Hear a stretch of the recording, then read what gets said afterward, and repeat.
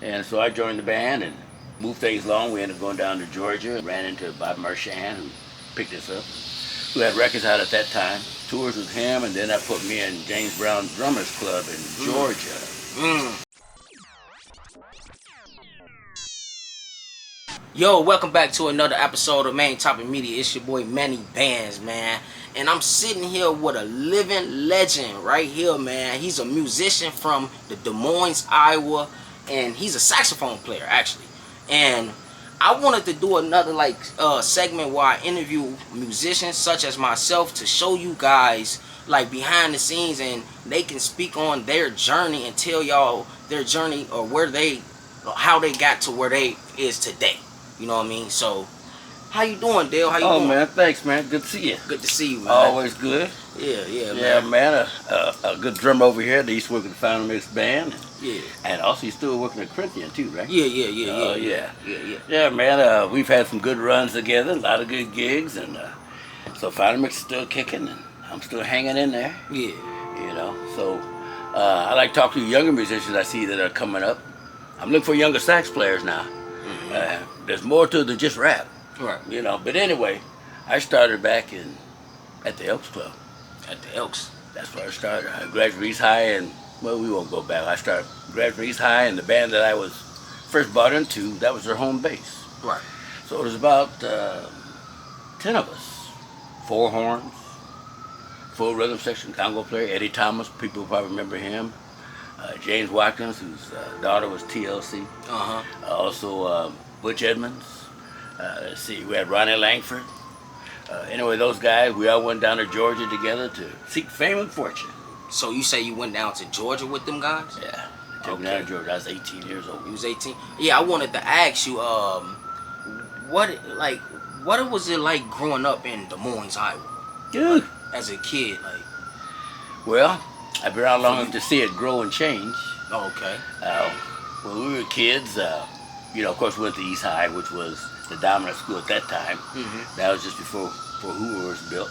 Okay. So that's going back. How long was that? Yeah, 50 years. 50 years? Yeah, 50 years. The freeway was new. Man. McDonald's wasn't even here yet. They had a hamburger place called London's. Hamburgers were 25 cents. French fries were a dime. Hamburgers? Yeah, 25 cents. All they had was hamburgers, cheeseburgers, or French fries. And then McDonald's grew, and then Wendy's came along, and all the other places. So I watched all that grow through the years. So anyway, they talk about inflation stop, it ain't stop. When you pay $8 for a McDonald's burger, it used to be a quarter. Yeah, man. Yeah, because a bag of chips used to be a quarter when I was a kid. Yeah, now very much younger than you. So, what are they nowadays? A couple of dollars or something with less chips. Yeah, they like what, $2 now? $2 something. $2 and then something. there's more air in the bag than is there. There's more air, man. That's crazy, man. That's crazy. So when did you started playing the saxophone? As a kid, or I started in grade school. In grade school. My dad said, "You're the oldest, you're gonna play sax." Okay. He said, "I always wanted to, never got a chance, so you're gonna do it." Okay. So I got stuck with sax about 4th grade. Fourth grade. And then all my brothers, they all picked up instruments too. And we had a little family band, and then my mom was lead singer at church. Oh, okay. So we used to back her up. What church y'all went to? Corinthian. Oh, Corinthian. Yeah, Corinthian for a long time. Okay. And then that's why I got picked up in the band. Actually, another member of the band was in Corinthian, heard me play with my mother, and said they need a sax player. Yeah. And so I joined the band and moved things along. We ended up going down to Georgia and ran into Bob Marchand, who picked us up, who had records out at that time. And so we did tours with him, and then that put me in James Brown Drummers Club in Georgia. And when I was on break, James Brown's manager came up to me. I didn't know who he was. And he said he's with King Productions. Would they need a sax player? How long would it take for me to give this other band a notice and leave? And I said, well, I'd have to give 2-week notice, plus I need some money and airline, all that kind of stuff. So I figured it's a friend of a friend. I said, you got a business card? No, but he wrote it down on a little piece of paper. And I wrote my number down on a piece of paper. Didn't have cell phones back then. So I figured I'd never see him again. And about 2 weeks later, a letter came to the house. A girlfriend told me, say, Dale, there's a letter from King Productions here. So I opened it up inside. It was an airline ticket in advance to go to Augusta, Georgia. Augusta, Georgia. Go up at the JB's. So you moved from here to Augusta, Georgia, to play for the legendary James Brown. Basically, yeah. Basically. If I had been in Georgia, it wouldn't happen. So if you hadn't been to Georgia, if you were still here, that wouldn't happen. No, that wouldn't happen. Wow. Yeah. So So get on the road, you guys. Yeah. Get on the road. Go to Minneapolis, Kansas City, Chicago. You know, once you feel you're on the level, go to those cities. That's what opportunities are. Des Moines is very limited. I call this a place to practice. Exactly. Get your skills up and then try your luck in the cities. Exactly. And that's where people are that can take you on to other levels. So you was in Augusta, Georgia. You met the JBs. What was your first encounter with James? First ones they told me is don't call him James. Don't call him James. Why Mr. Brown. It's Mr. Brown. That's right. Oh yeah, cause I watched the documentaries on James Brown, and he didn't play. Nope. He'll dock his musicians. Yep. He'll tell you to stop playing if you don't got the stuff right. He'll kick you out the band, man. He wasn't nothing to play Competition was with. tough. Yeah. And he knew every time we went, there's guys outside in the alley looking for jobs. Ooh. Guitar players, drummers. Hey man, you need a drummer, you need this. Yeah, they be looking. So the JBs always knew there was pressure. You know, replacements waiting outside the door there if you didn't toe the line. Right. See? So anyway, it worked good, and the guys that were in the band had a lot of pride, and they wanted the band to be right. Right. Nobody liked to get fined. Right. You know, and then when we competed against other groups, like from back then, Betty Wright was kicking. You know, Clarence Carter was going, B.B. King. So we on stage with all them bands. You don't want to be weak. Oh man. See, you gotta have some pride. See, he gonna make sure, otherwise it's gonna cost you. It's gonna cost you out your check. Out your check. So yeah, like you were saying, man. So you say y'all were competing with bands such as B.B. King and those. Yeah, because we were doing concerts together. Then they used to put a lot of groups on the ticket. You go in there and see Johnny Taylor. Taylor. B.B. King, Betty Wright, Clarence Carter, all them kind of people lined up. And then it was Ike and Tina Turner. And so somebody would be on the same billing. So once they do a set, next band do a set, next band do a set. Everybody wants to kick butt. Right. Nobody wants to say, man, you guys suck. Nobody wanted to hear that. Right. You know. And so that's where it worked. It kept you up on your game. And then one thing about it kept the drive up. So being a youngster for me, it was steady learning. And I remember one time when I was talking with Maceo, and I was asking him to show me this part. And after he showed it to me, he said, man, we didn't hire you to learn, we hired you to play. Right. So I knew after that, learn your game, man. Right. Learn your game. And so that's what worked. Then from then on, I got picked up with actually Ike and Tina Turner. They offered me more money. Ike and Tina? Yeah, we do shows together all the time. Man, so you played with all these legendary musicians and artists. For real? Like, yeah, they were top of their game at that time. Yeah. That's before Michael Jackson. So what year was the James Brown? 73. That was 1973. My dad was Sex Machine years. My dad was 1 year old. Yeah. My dad, yes. Sex Machine years. Oh, the Sex Machine years. Okay. Yeah, that was it. Also, then when I got hurt with Ike, though, Ike had promised me more money than with James. So being a youngster, I figured, well, shoot, more money. How old was you at that time? I was about 23, 24. 23, 24. Yeah. So anyway, so I made the jump, gave him those. One was Ike and Tina, but then 6 months later, I found out I didn't get that raise I was promised. So I decided, and then I saw some things in the band I didn't like. And I thought, well, I've been playing with an extra band for a while. I got connections, I got a bank account set up. So I can go on my own, start some other band, so I'm be my boss. Right. That was leading me to my other question. I was gonna ask you how you get tapped into the music scene. You already spoke on that. So you traveled all over the world, all over the states. The United States. We did every state but Alaska. Every state but Alaska. The southern bands, Brown and Tina and them used to play, of course, across the South. And we used to call them juke joints. And then you have to remember some of the places down south were still segregated. We played one venue, must have been in Albany, Georgia, where they had a rope going down the middle. Whites on one side, blacks on the other side. Cop at either end of the rope. As long as you stayed on your side, everything was good. Right. And then I remember in Georgia, we were looking at the water. From being from the north, I wasn't used to seeing that kind of stuff. But down south, them brothers were used to it. So I remember seeing a drinking fountain, and they're taking the word down, but you see black, You see white where they've been painting for years, Yeah. but they took the letters down, but you can still see white, black. And I said, look at this. This is history right here. Man, so around that time, it was still segregated. Still like Stephen. Yeah, when I was on Daytona Beach, they said, I was on the beach, and I said, how come there's more brothers on the beach? He said, man, blacks only been allowed on here 2 years ago.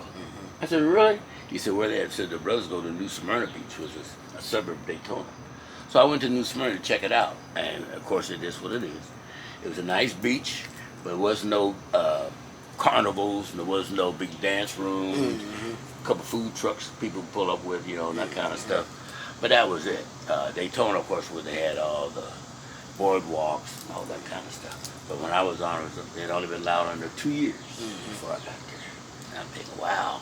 And I'm up from up north. I ain't used to this kind of, being treated a little different. Yeah. But anyway, then later on, moving into New York, when me and Gary Jackson went to Presidents, they did a 45, 5, 10, 15, 20, 30 years of love. And then rode with that until our lead singer got, what do you call it? His old lady started messing up. So, right then the record was going good. I was in Ebony Magazine, Jet Magazine back then, which were black publications. right. And, being a young man and then walking down New York playing Apollo and all that kind of stuff. Yeah. And then we was, a matter of fact, we had also done a tour of Canada, East Coast, Montreal, Quebec, Guano. Earth and Fire was the opening act one time. It was in the White Plains, New York. And we heard them playing. They said, oh man, when our opening act, so some group called Earth and Fire. I'm like, who's that? So we heard them warming up. I said, well, them boys is bad. Who the hell is them cats? And so we were more of the President was more of a ladies group. So Pretty Boys and songs that were more geared toward women. Where Earth and Fire came out hang banging with a big orange section and something new type, more fusion-y than what we were doing. We were doing R&B, they were fusion. So anyway, then later on they blew up in history. Everybody knows what happened to the Temptations. I mean, happened to the, Oh, it's all good, man. It's that evening time. It's all good, man. Then Earth and Fire blew up and still blowing up. Yeah, so I was doing a little research on you, and you was performing for the stars in a lot of places outside of the U.S., like Thailand and Hong Kong. Switzerland, Hong Kong. You did some stuff with Jackie Chan and stuff like that. Oh yeah, you saw that, did you? Yeah. So tell my family. I call this is my family. So tell my family about your experiences outside the U.S. Let me tell you about how it started. I was working in Minneapolis with Prince. Oh, you worked with Prince too? And it was cold as hell in Minneapolis. Man. This was like 1989. Things were slowing down. He was trying to do the married thing, and so tours just slowed down. Everybody's hanging in Minneapolis, freezing their ass off. So then I got a call from one of my agents in Seattle. He said, man, the CC Riders are regrouping. They're going to go to Hong Kong and play for 6 months, open this big hotel called Grand Hyatt. Hong Kong, and then do some Planet Hollywood stuff. So I said, okay, 6 months. I said, they got beaches. He said, Hong Kong's got 22 beaches. Book me a ticket. So I flew out to Seattle, packed with CC Riders for about 6 weeks. Wayne Cochran had retired and went to Florida and became a preacher. But the band was a heavy rhythm section, R&B, like a Tower Park type band. So we practiced for about 6 weeks and did a couple of shows in the United States, then flew to Hong Kong. The club didn't open in August like it was supposed to. The hotel was open, but the club was called JJ's. JJ. And they had about 1,700 people, but still under construction. So September, we were in Hong Kong checking out the sites, telling people CC Riders are going to be playing. When it's open? All September. And then they told us October. Then they told us November. So after a while, I got tired of telling people where the CC Riders were. I believe this after a while. Right. So these guys that say they're going to be open up the hotel, but there ain't no club yet. It opened in December. So finally we opened. After that, they were charged $35 a head to get in Tuesday through Saturday. It was packed, lined up. So anyway, we're supposed to be there 6 months. They extended us to 18 months because it was going so well. And then they started building other Hyatts in Thailand, Singapore, Korea, Indonesia. So we got offered, well, go to Bangkok, open up the one there. So we opened to the Grand Hyatt Erdogan. So those have been to Thailand. Go to the Grand Hyatt Air One Hotel. Swati Cup, Kapun Cup Nom Yai. That's a little Thai for you, for those that understand Thai. We fell in love with that country. For you men, it's 15 women to every one guy. I was going to say, because Thailand actually watches my channel a lot, so. Oh, they're the Yeah, they. Okay. Yeah, they my family. They I my got family. you. Get your jewelry. How in you Thailand. say? How you say family in Thailand? Goi Sai.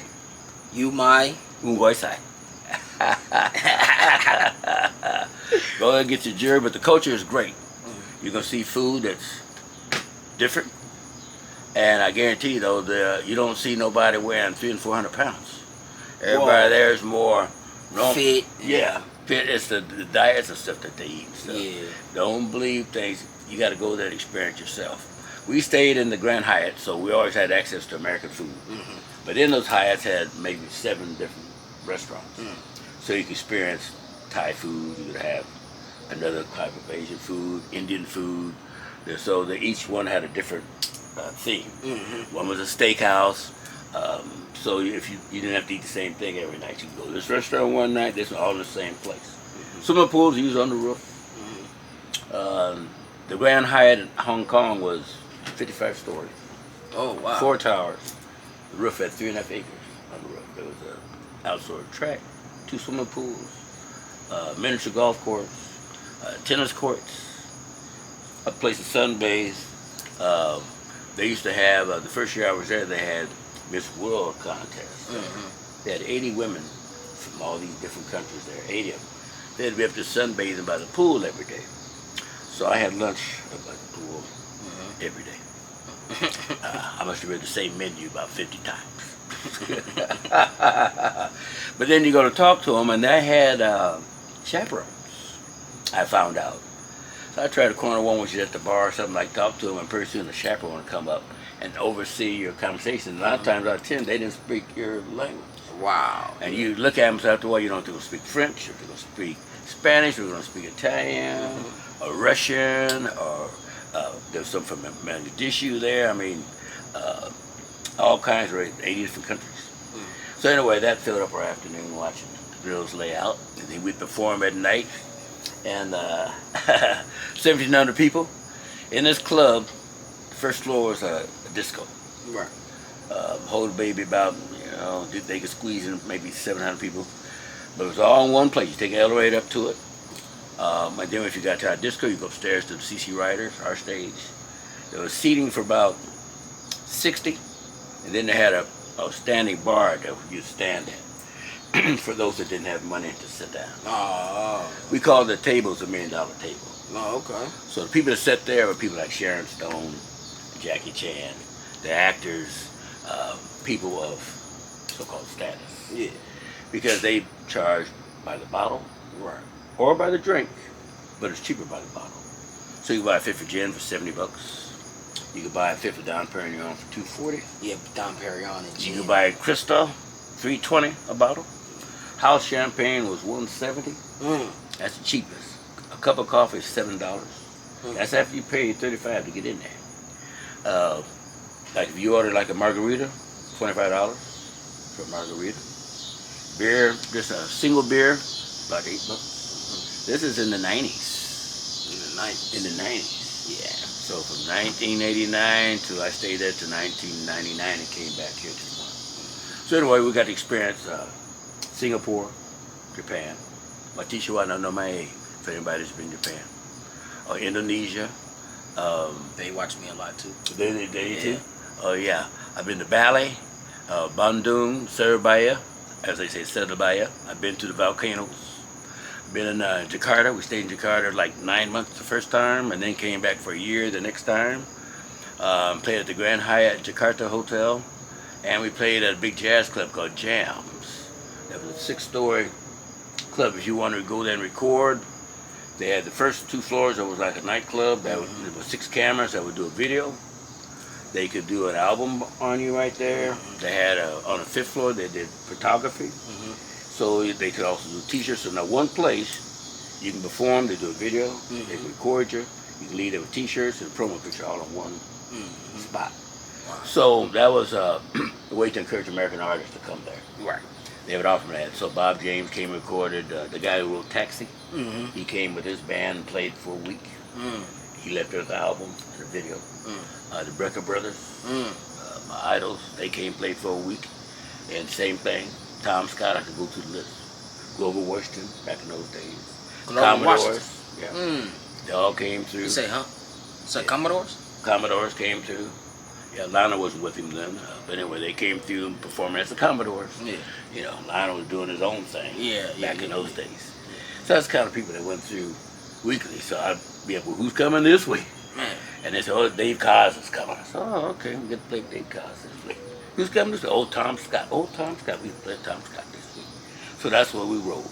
And did that for about 10 years. Then my mother sent me a little letter talking about it should be nice if you could Come back home. come back home.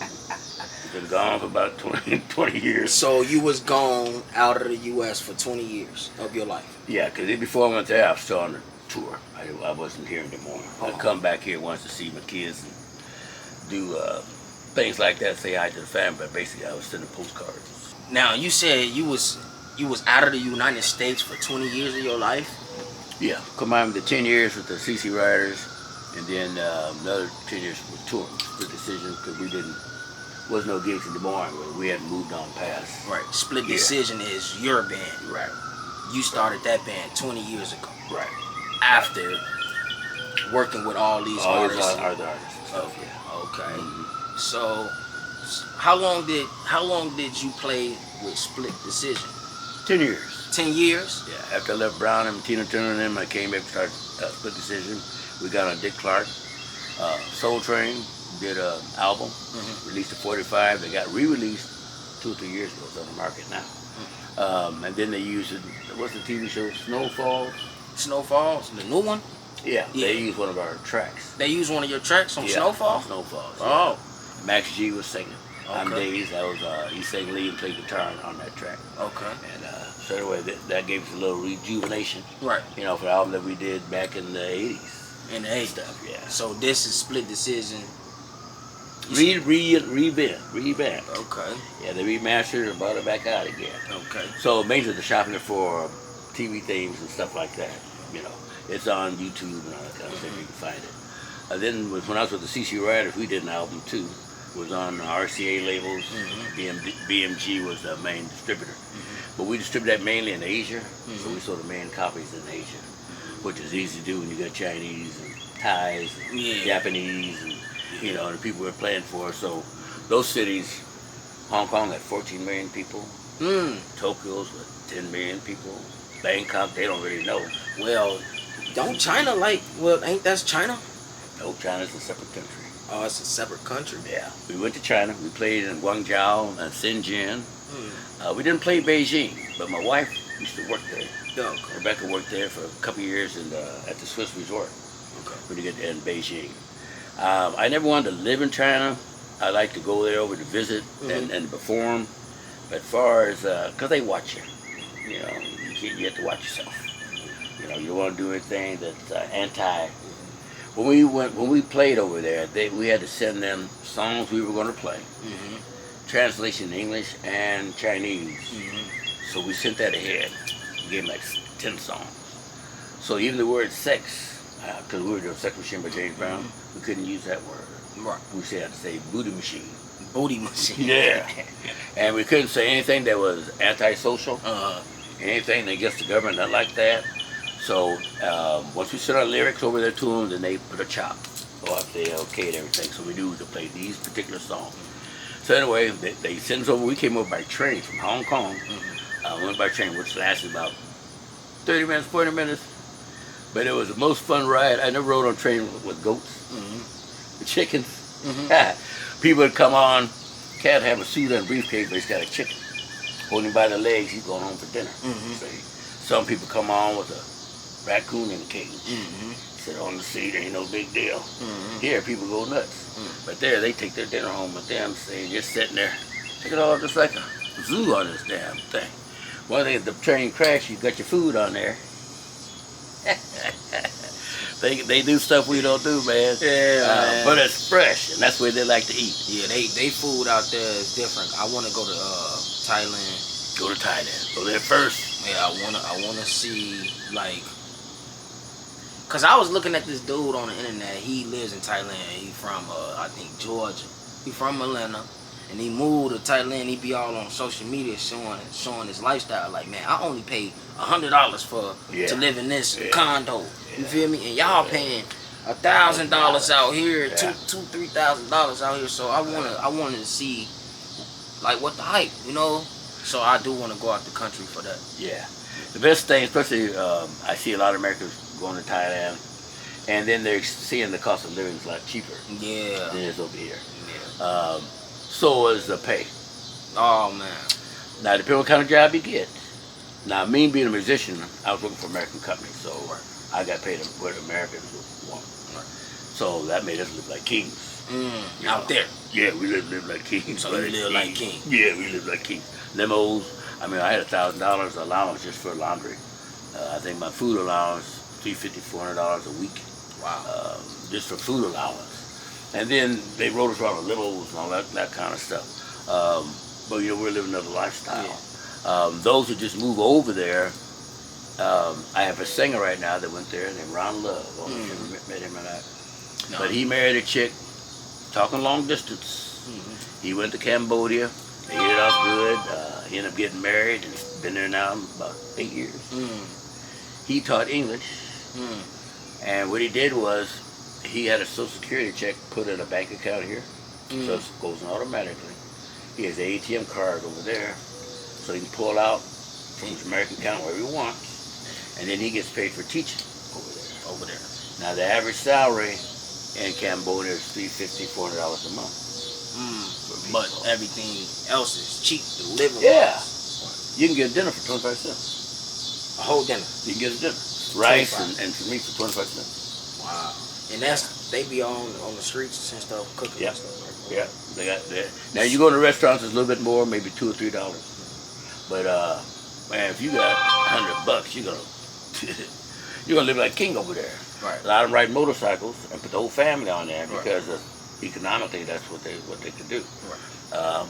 But I tell you, they don't seem to have the stress that we do. Right. You know, they don't seem to have the accidents that we do. Right. And I was asking the cab driver one day in Thailand because they don't give a shit about the white lines in the road and that kind of stuff. They drive on the shoulder, they drive in the middle. They get to the intersection, you got bicycles and motorcycles and cars. Forget the lines. Right. They just be all crammed in, and then the light goes, they all go, nobody runs into each other. You can reach over and touch the other person's car. So I asked the driver, I said, how come you guys don't have more wrecks? I said, United States, you can't drive like this. Yeah. He says, you guys drive by rules. We don't. Oh, I said, I get you. So it's like being on a racetrack. Yeah.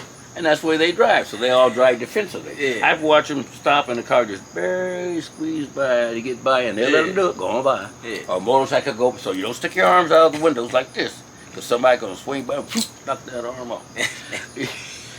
So you was saying you was getting paid like a king out there, right? Yeah. So compared to a teacher or a construction worker, our expenses were covered first. So even if you didn't if they didn't pay your salary, right? You had your laundry done, or your visas were taken care of, your local taxes were taken care of, and working over there, I didn't pay United States tax. I was overseas. Right. So food, laundry, transportation, visas, and place to live was all taken care of. Right. So you didn't have to spend no money on that. Right. And that was pocket money. Just straight pocket money. So $1,000 a week. Man, that's living great over there. That's $5,000 a month. Yeah, that's $5,000 a month. $100,000 a year. So, like you said, so you. I thought we stayed 10 years. You started your own band, Split Decision, and now we're gonna fast forward to recent years. Final Mix.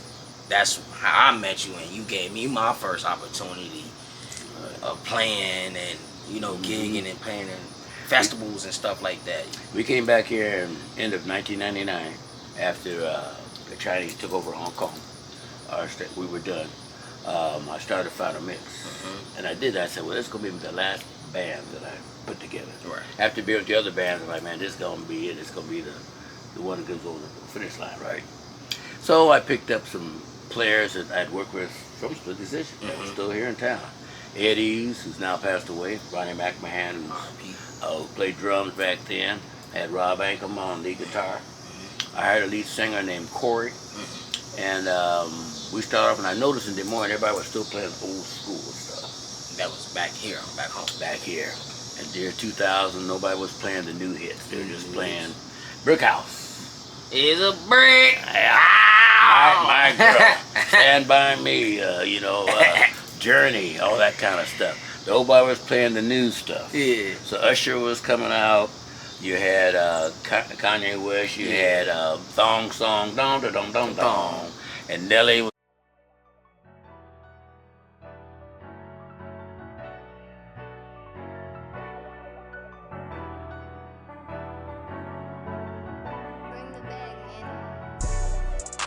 Yo, what's that word, everybody? It's your boy, Manny Bands. You're watching Main Topic Media. This podcast is sponsored by Bettering Youth Organization. And as you can see, we have merch available. We have shirts, we have hoodies, we have cups, we have pins, we have wristbands available. So y'all go get that. Y'all go purchase that. And if you like the content you see, man, hit that like button below, man.